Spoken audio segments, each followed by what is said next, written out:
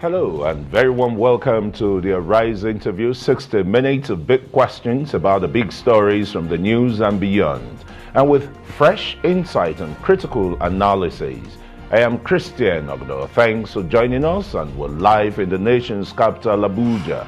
Coming up in the next hour, TETFund, the largest holder of research grants in Nigeria, has always focused on providing transformative intervention in public tertiary institutions in Nigeria, using the large funds at its disposal for project management.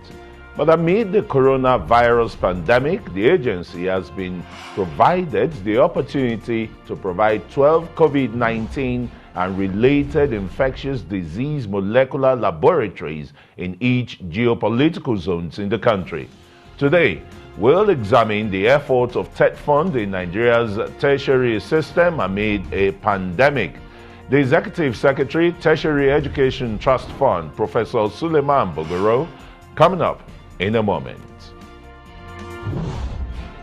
And later, as Nigerians continue to battle the economic impact of the coronavirus pandemic, stringent measures are now being put in place by the Federal Inland Revenue Service to make property owners collection agents for 6% stamp duty from tenants.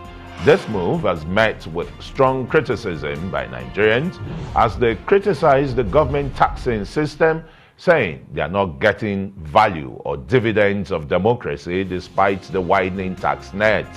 Others have talked about the need to reduce the cost of governance rather than exorbitantly taken from the people.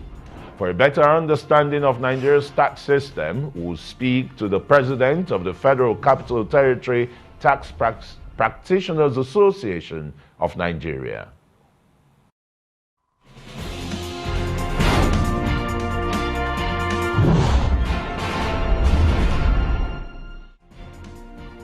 As you may have heard, Nigeria's President Muhammadu Buhari did increase the Tertiary Education Trust Fund research grant from its initial 3 billion naira to 7.5 billion naira for the year 2020. This fund comes amidst the coronavirus pandemic and provides a unique opportunity for the agency to set up 12 COVID-19 and related infectious disease molecular laboratories in the 6 geopolitical zones in the country. The latest approval makes the agency the largest holder of research grants in Nigeria, and to sponsor the numerous research proposals from universities and the National Agency for Food and Drugs Administration and Control, NAFDAC, the Board of Trustees of TETFund did approve over 200 million naira. I'm delighted to be joined by Professor Suleiman Bogoro. He's the Executive Secretary of the Tertiary Education Trust Fund. He's a prolific researcher on education. Very warm welcome to the Arise interview, Prof. Thank you very much.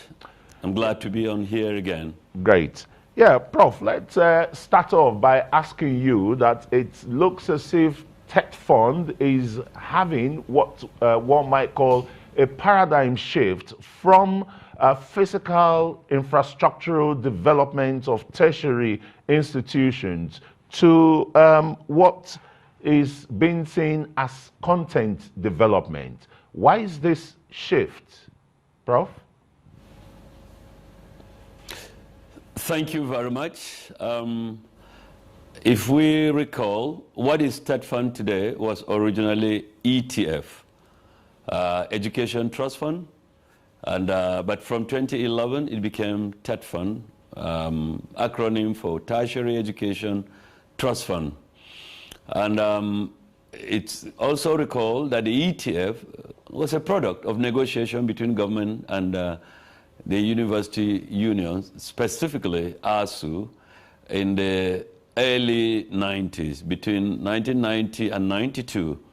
And at that time, it is recalled that absence of physical infrastructure from lecture halls to, call it classroom offices, and all the infrastructure, of course, Senate buildings, libraries, those basic infrastructure that you associate with universities were either non-existent largely, or if they did exist, they were in such deplorable decrepitude, it was unacceptable. And that is why when the negotiation came up between 1990 and 92, that produced an agreement, and eventually ETF emerged 1993, Education Tax Fund, and later in 1998, it was changed to Trust Fund. Of course, from 1998-99, the funds were applied until 2011 across the education firmament, including the basic subsector, which, as well as monotechnics and all that, it was felt like the point was being missed as to the essence of that special non-budgetary funding window. It was meant for physical infrastructure, would be the first signpost to show that there was anything beyond a secondary school in our universities. And so, no doubt about it, between 1998, 99 to 2011, the emphasis was physical infrastructure. And when now TETFund came into being, when the law was amended to focus on the tertiary subsector, and the law was specific about those beneficiary institutions being public universities, polytechnics, and colleges of education, it was expected that there would be further improvement. And indeed, there is no doubt that from 2011 to today, there has been manifest, non-deniable, as it were, emergence in large numbers, as it were, across the institutions.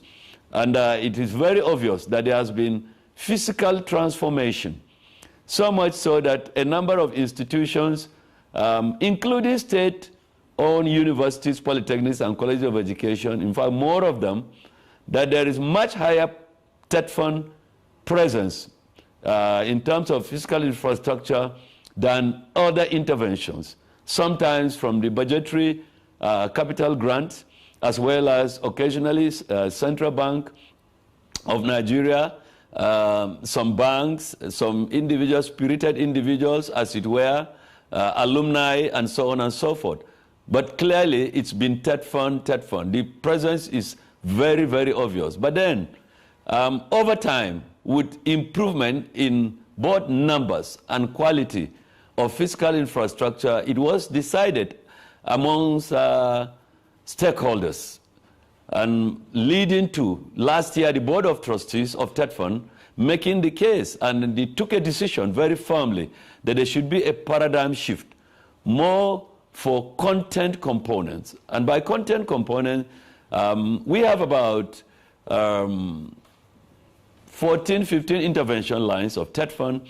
They have been increasing by the day, and that there was need to put more emphasis on the content, and of all the list of content, of course, you can imagine, research is one of them. The other one, academic staff training and development. And we can go on and on, manuscript development, journals publication, academic publishing centers that are about to be completed, and they may come into operation any moment. So there was justification for that, and the reason is simple. In rating and ranking of universities globally, the emphasis is on faculty. The emphasis is on faculty, and you could not miss that, because in the context of faculty, you are talking about the personnel, quality of personnel. You are talking about professors who are not just dishing out numbers of publication, but there are patents that lead to product development. But more importantly, that they are solving problems of society, of economy, of technology. And if that were the case, it was very, very important that the appropriate refocus be effected. And that's why the Board of Trustees approved it, and we move forward from there. And it is very clear, Mr. President responded by raising the National Research Fund of TETFund previously with a maximum of 3 billion to 5 billion last year, and this year in the 2020 budget, 7.5 billion. And it is recalled from the 5 billion, we got 128 research grants that were approved. with a budget ceiling of 50 million for each. So that content component is to refer to the aspects that is outside the physical infrastructure, because those are the things that matter. Talking about academic staff training and development, that's capacity building. Now we've introduced postdoc. Initially, it was just training for PhDs and MSc. Now we've introduced postdoc because more university holders are now lecturers in our universities. In fact, the average for some of the institutions, you are talking of 80, 90, or even 95%. Some of the universities are the first generation universities. They hardly take anybody without a PhD any longer as a lecturer. So the emphasis has been very clear. And so Mr. President's approval of higher grants for research is in direct response to the request by stakeholders and with the approval of the Board of Trustees that recommended it. So that is essentially the issue of the paradigm shift for content. Well, that's really great, Prof. A lot of submissions there looking at the 14 interventions. But it's like your leadership of TETFund is really moving with the times because of the new normal. And one will be asking that with the paradigm shift, is TETFund now going to be looking at virtual learning and how tertiary institutions will be assisted in this area with the presence of COVID-19? You are on point with that question. I can tell you, the Honorable Minister of Education, Mala Adamu, just before the COVID lockdown in March, issued out a statement and said he would want the institutions to migrate to e-learning, as if possible, within 9 months. And I can assure you that that process has started in earnest. It's very demanding in terms of investment. There's no doubt about it. Central pool funds are being applied to particular institutions, but each institution has its annual allocation anyway. And it has been decided that what we call the annual allocation, at least 1/3 should go for ICT facilities to effect deployment of ICT for e-learning inconsistent with global practice. You will notice something that as a consequence of the COVID-19 pandemic, there is no doubt that Nigeria could not be left behind. Presently, one would notice that a number of normally physical meetings are hardly holding any longer, and that virtual meetings are increasingly becoming the norm. We hope so, although for a number of engagements, you still need some level of physical interaction. So there has to be a balance, but we are conscious of the need to provide those facilities that will make virtual engagements possible in line with global practice. And in Nigeria, we could not do anything otherwise. Yeah. We would want to take some messages. When we return, you'll continue, your submission on what TETFund is doing about virtual learning, assisting Nigerian tertiary education. You're still watching the Arise interview. Plenty more still ahead. Stay with us.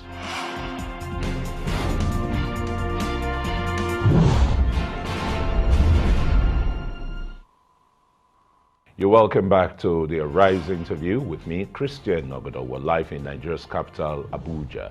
I still have with me Professor Suleiman Bogoro, who is the Executive Secretary of the Tertiary Education Trust Fund, TETFund, as a prolific researcher on education. Prof, yeah, good. Your fund has taken copious steps in assisting tertiary institutions with the new normal that we're faced with. What kind of, development of ICT, you must be collaborating with the Ministry of Communications and Digital Economy. You must be collaborating with the Nigerian Communications Commission and, of course, the National Universities Commission. What are some of these collaborative efforts, yielding in this regard? Thank you very much. You know a lot about what we have been doing and intend to do from your statement and question. Yes, we have to work with partners. For us in TETFund, our interventions are largely guided by the requirements and priorities as dictated by regulatory agencies.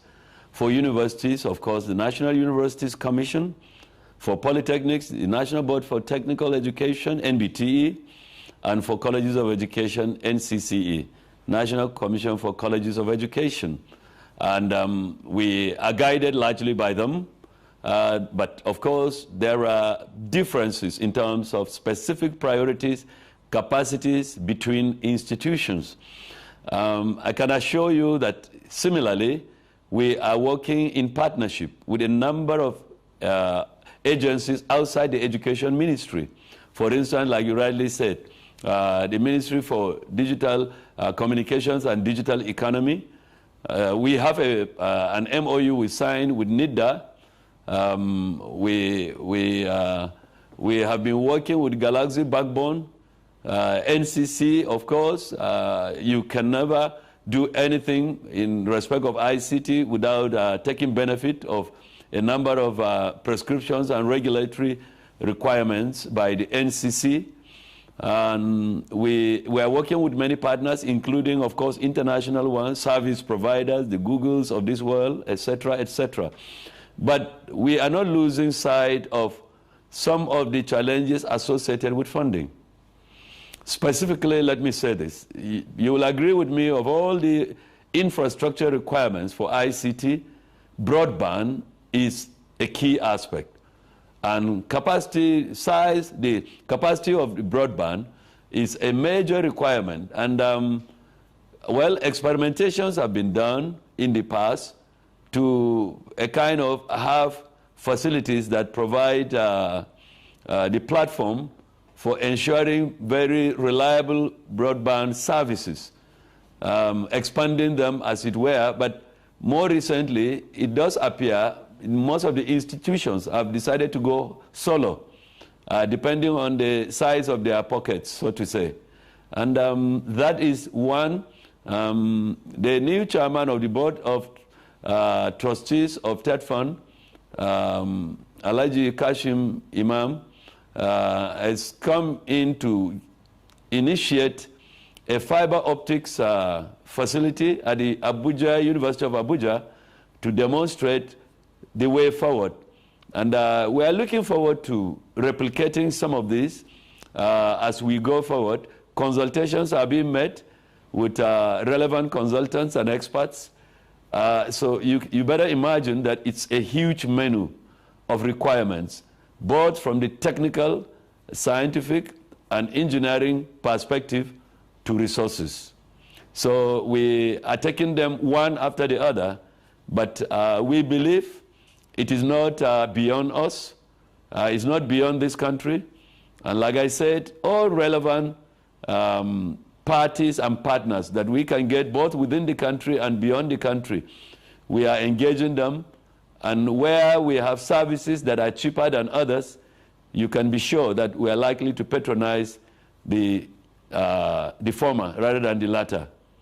So I think basically we are looking forward to consolidating on the initiatives, and we hope that we will continue to provide those things that we need for Nigeria to operate at the same level in a digital economy, or the larger question of describing modern economy as knowledge economy.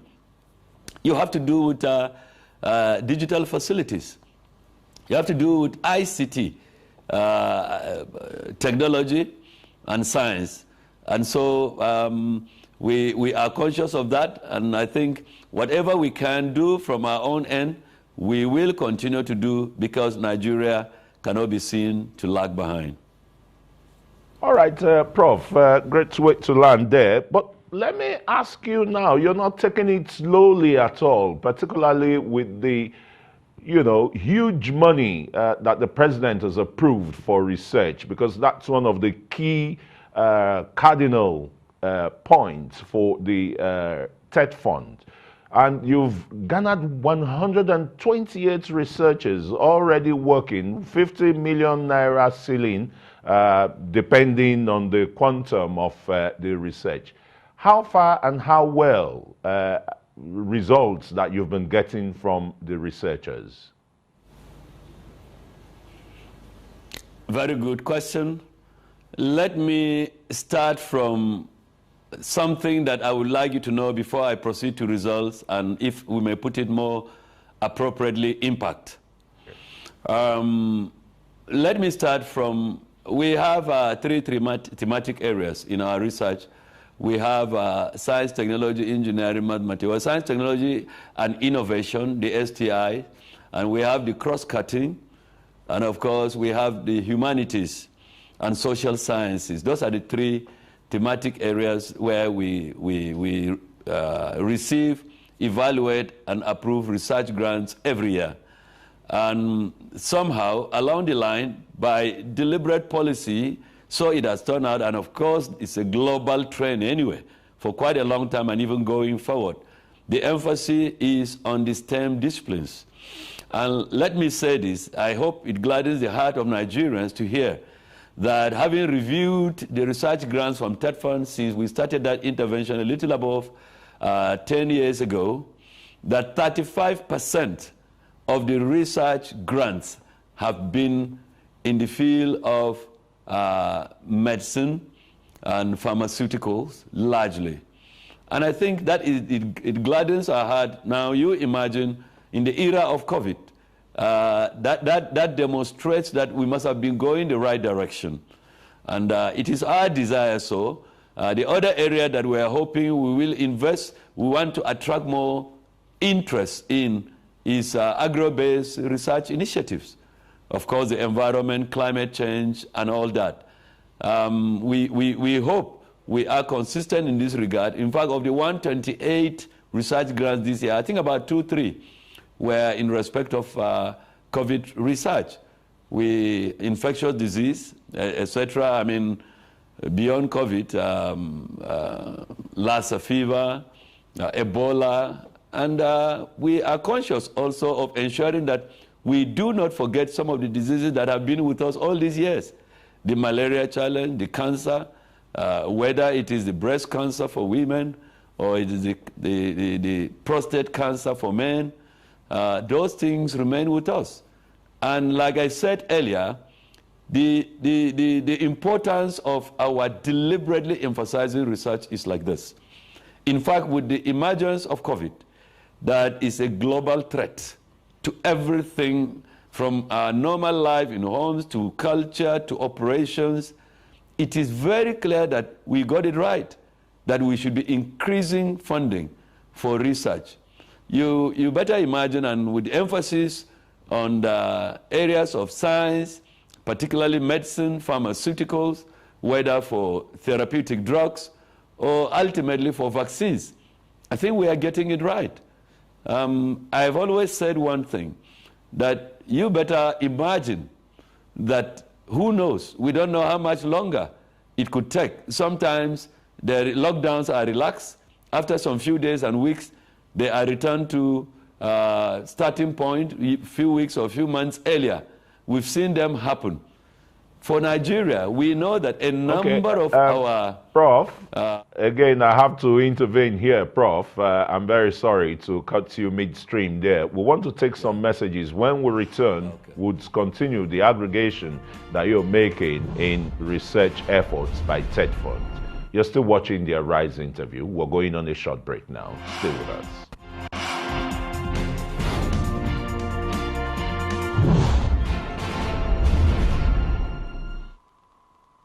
You're welcome back to the Rise interview with me, Christian Ogodo. We're live in Nigeria's capital, Abuja. I still have with me Professor Suleiman Bogoro, the Executive Secretary of the Tertiary Education Trust Fund, TETFund. Prof, you were making some submissions, aggregating the three thematic area of research, which you said is basically on STEM, science, technology, engineering, and mathematics.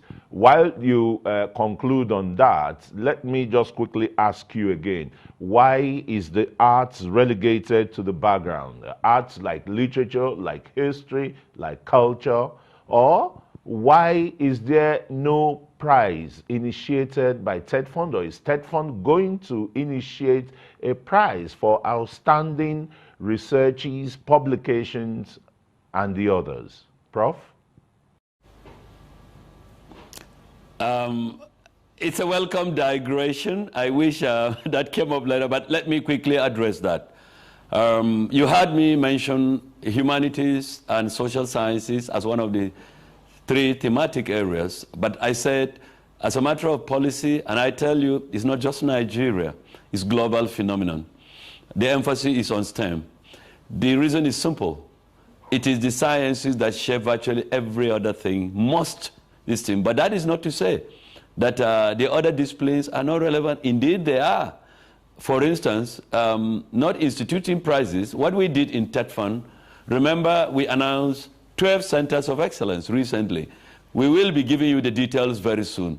The location of the 12 TETFund centers of excellence as inaugural, 2 in each geopolitical zones for first, second, and third generation universities. And I can tell you, yes, majority were in STEM, but it may interest you to know that one, and it shouldn't be a surprise, that the one for Abuja University is on governance and leadership. And I hope that makes sense. And for University of Ibadan is on interdisciplinary studies. So definitely we're not jettisoning the other disciplines, but the truth is that there is a preponderance need for the STEM-based disciplines to lead.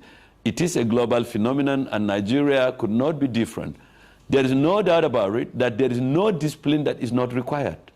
So no mistake about that. All disciplines are important, but that we must prioritize. And that is, like I say, it is a global trend. The most competitive nations, it is the STEM-led disciplines that guide and shape competitiveness. Having said that, let me proceed quickly to explain a few more things in respect of what I said we've been doing in respect of the research.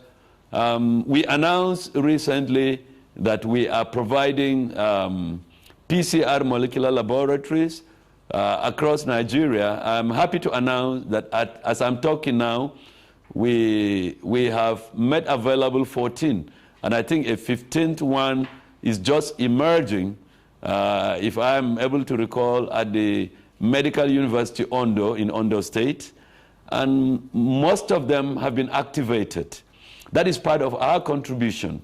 Like I said earlier, talking about content component, talking about ranking of universities, it is faculty that is fundamental. And faculty, after talking about the personnel, you have to talk about the research facilities, from the laboratory infrastructure to the soft touch, call it, and then the heavy duty engineering equipment and all that. Those are fundamental.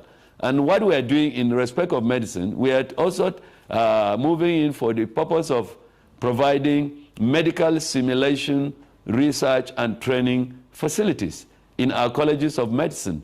These are the modern requirements for training of medical doctors and for research. We cannot operate differently. And now, finally, let me address the key question that you asked at the beginning, that is the effect, or what I call the impact of the research that we've been funding for quite a while. Yes, I can tell you that we are concerned about impact. One of the ways we're doing is, as I'm talking to you, there is a proposal for a package that will be used to assess impact of research. And we are in consultation with relevant experts in that area.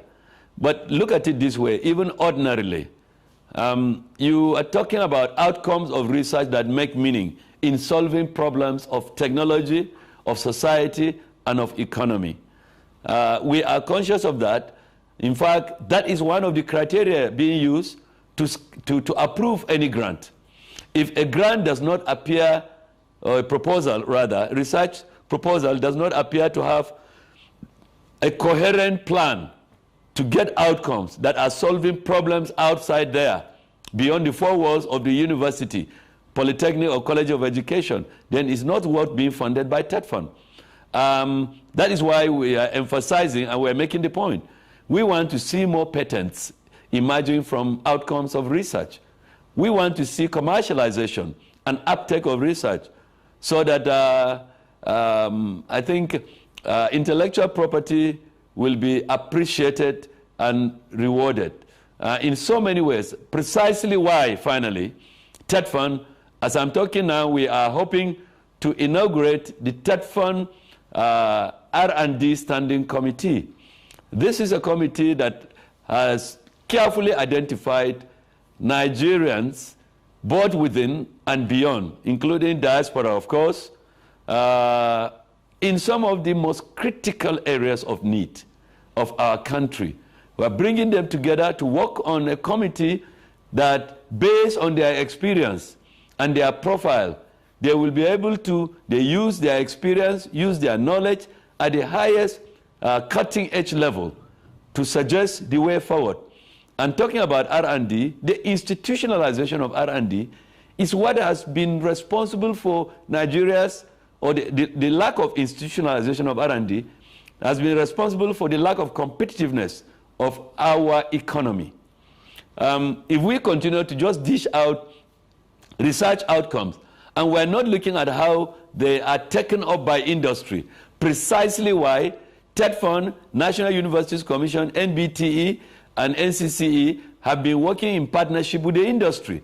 Last year, we had a meeting in Lagos, a roundtable with the Economic Summit Group, Manufacturer Association of Nigeria, etc. And it was a great success because at the end of it, recommendations were made to consolidate on ensuring that we have research outcomes that solve problems of society. If we lack the capacity to empirically judge the capacity of research outcomes to make a difference, then we have failed. So you are absolutely right to have asked that question. We are going forward looking at how we will consolidate on the institutionalization of R&D, and let's get it right. We are hoping that a national R&D foundation may emerge from the recommendations of that committee, and should that happen, we are likely to have the largest R&D, in other words, research fund, through legislation of the National Assembly that will make available funds, not just for academic staff training, for PhD, for instance, as we have in some national research fund in some countries in Africa, but that we're looking at the bigger picture. The bigger picture is beyond just the PhD. We'll have opportunity for postdoc, we'll have opportunity for bench work, we'll have opportunity for exchange visits, and fundamentally funding of what I call most applied and deep molecular level, if I would jokingly put it that way, research that solve problems beyond the ordinary. So we are hoping that our research outcome will continue to be meaningful, and if we're able to put together the evaluation criteria using the package that we are working on, it is one of the ways to show that we are attempting to improve on what we have been doing. Fantastic. Well, the next question I would have been asking is, what are the challenges you're having? But it's obvious that you're not having challenges because you're a strategist, you're a great educationist, and a prolific researcher. So what I'll be asking you before we let you go is, what are your visions, in the next 5 years, whether you want to even extend it beyond that, medium and long-term vision for the TETFund? Thank you very much. The vision of TETFund is consistent with federal government vision of looking at the bigger picture, that we are not operating in silo, TETFund, whatever we're doing, intervening, that we are looking at the bigger picture of national aspiration of this government towards consolidating on what we have been doing. In other words, for instance, let me give as an example. Yes, about 8-9 years ago, it was only about 40% of Nigerian university lecturers had PhD. And as I'm talking now, it is in the region of 70 to 80%. Roughly, we are looking forward to getting the correct figure from the National Universities Commission soon. We know that number of PhD holders is much lower for the polytechnics and the colleges of education. Well, but the circumstances are clearly different. The first generation university, I said it, for some of them, the University Ibadan of this world, they are virtually they are not employing anybody without the PhD. And so the circumstance is quite clear. So we are hoping that other universities will catch up, so that if there is any expansion, additional funding, we now know what to do. If you are supporting, for instance, those that do PhD within the country, the postdoc window is to give them opportunity to go mainly outside the country, to have some, maybe 1 year as it were. In some cases, it could be abridged to 1 semester, but 1 year for them to have a touch of facilities that we may not have here.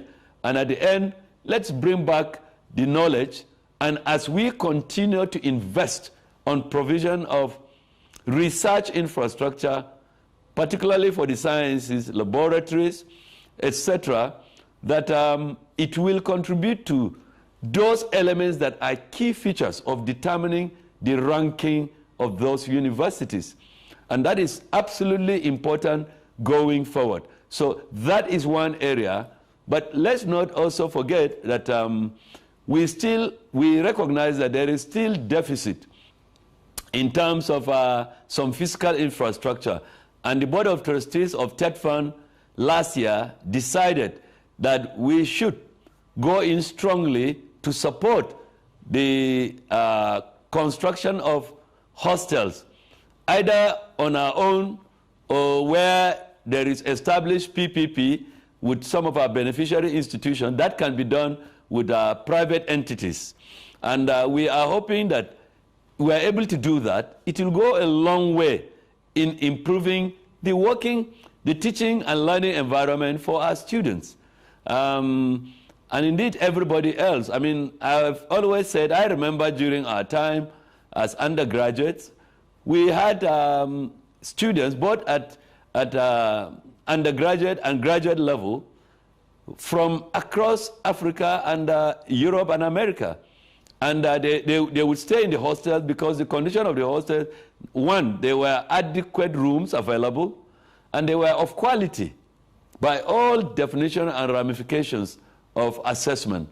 Now, why can't we attempt to do that? If we want to attract, today I've always said it, United Kingdom, a major aspect of their foreign exchange earning is from school fees by foreign students. Absolutely. And they're able to Absolutely, do so Prof. because they have good teaching and learning environment. Yes, Prof. Thank you so very much, Professor. Suleiman Bogoro is the Executive Secretary of Education, Tertiary Education Trust Fund, TETFund, for speaking to us. You've shed so much light what TETFund is doing, and I'm sure the nation will be happier for it. Professor Bogoro, thank you. Thank you so much. You're still watching the Arise interview. We'll go on a short break. When we return, we'll be looking at the new tax regimes in Nigeria. Stay with us.